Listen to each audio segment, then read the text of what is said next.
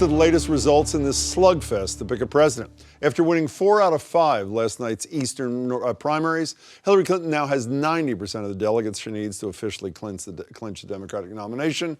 And on the Republican side, Donald Trump is declaring himself the, quote, presumptive nominee following his 5-state sweep. And Cruz, who's currently in second place overall, came in dead last in all 5 contests. He's staying in the game, though, just this afternoon announcing Carly Fiorina as his running mate. For what exactly, I don't know. But both Trump and Clinton are acting like they're the only ones who'll be left standing. Look. I started off with 17. I'm down now. I'm winning it. It's over. As far as I'm concerned, it's over. These two guys cannot win. There's no path. We're going to come back to Philadelphia for the Democratic National Convention with the most votes and the most pledged delegates. So unity is next on the agenda, but is it possible? Joining me now are Jennifer Nassour, former chair of the Massachusetts Republican Party, now founder and president of Conservative Women for a Better Future and a big supporter of Donald Trump.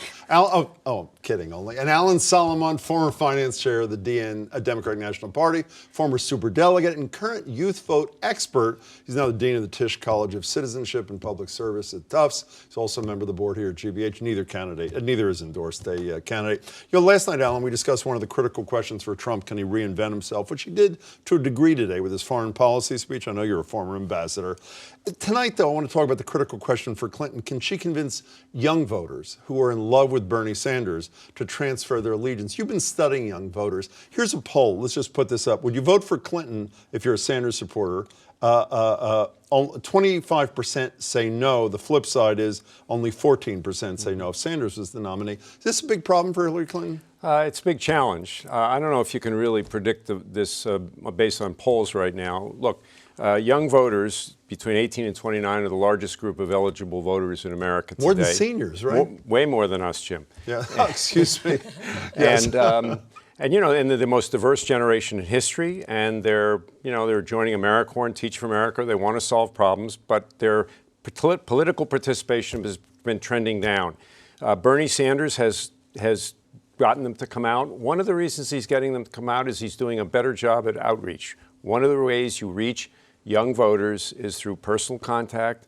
If you look at where his votes are coming, they're coming from college campuses. So the challenge for the Clinton campaign come November is to really ramp up her outreach to young voters. One more thing, though, before I get to Jennifer. One of the polls you did, or surveys of young voters out there at Tufts, they said a lot of them want to be part of something bigger than themselves. Yep. That plays into the Sanders thing, but it doesn't play into the sort of incremental strategy of Hillary Clinton, right? Well, I think that she also has to change her message. She's got to be talking about the future. She's got to be conveying a message that's going to excite young voters. It is true that young people do want to be part of something bigger than themselves. Sanders has given them a sense of being part of a movement. Mm-hmm. I think Hillary Clinton's got to do the same thing. Now, she's attempted to do that by co-opting, and I don't mean that in a pejorative way, but she has co-opted a lot of the rhetoric and some of the issues of Bernie Sanders. Is that enough? Alan Dershowitz said in the Globe a couple of days ago, if she does too much of that, she's going to alienate independent voters who decide elections. How is she doing at that? So I think that she's actually making a really big mistake by doing that, because she has the delegates so far, and it looks like she's on her path to having the nomination.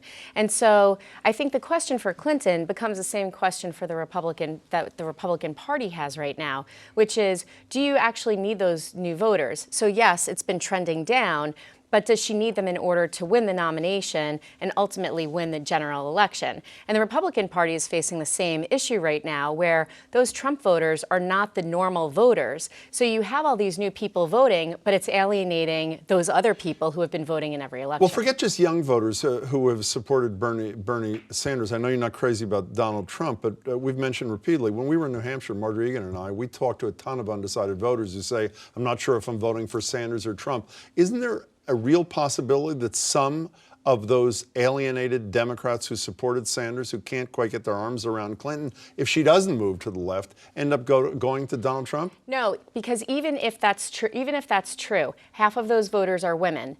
there is not a woman who's going to be an unenrolled, a undecided voter who's going to say all of a sudden, Trump is my guy. I think he's alienated women to the point where there's such a small percentage of women who would actually vote for him. Speaking of the women issue, last night both the winners discussed, weighed in on the whole issue of women. First Donald Trump and then Hillary Clinton.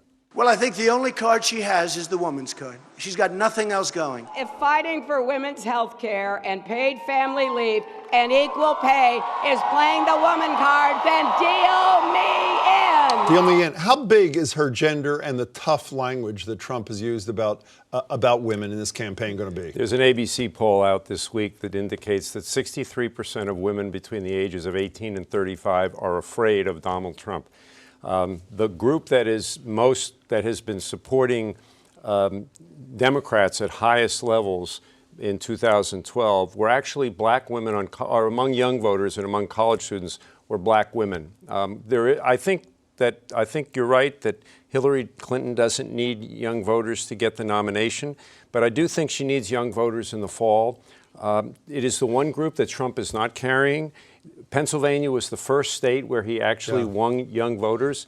But she also needs young people for the future. This isn't just about winning elections. This is about repairing our democracy and about restoring civility to this country. I want to stay on women for a second. Our colleague Juliette Kayyem has written this great book called Security Mom about the concerns, when the term arose, obviously, post 9/11. The toughest talker on security, even if you don't like the content, is Donald Trump. Might not that crack open the minds of some women, some mothers who aren't crazy about him otherwise and say, I'm going to swallow hard and take him? No. And I would extend that ABC poll, and I would say they should have pulled women up to 50 years old or 55 years old, because I think if you look at women who are moms, and speaking as a mother of 3 girls, everything that Donald Trump says is offensive to me. Even that comment, I am not a Hillary Clinton supporter at all, but that comment about she would get 5% if she was a man is offensive to me. We got to go. Who are you voting for in the final? I don't know, but right now it is definitely not Donald Trump, probably Kasich if he makes it through. Nice to see you. You don't want to know how I'm voting for? I had a feeling. I'm going to vote for you. The right vote. Alan Solomon, Thank you, Jennifer Jim. Nassour, great to see you both.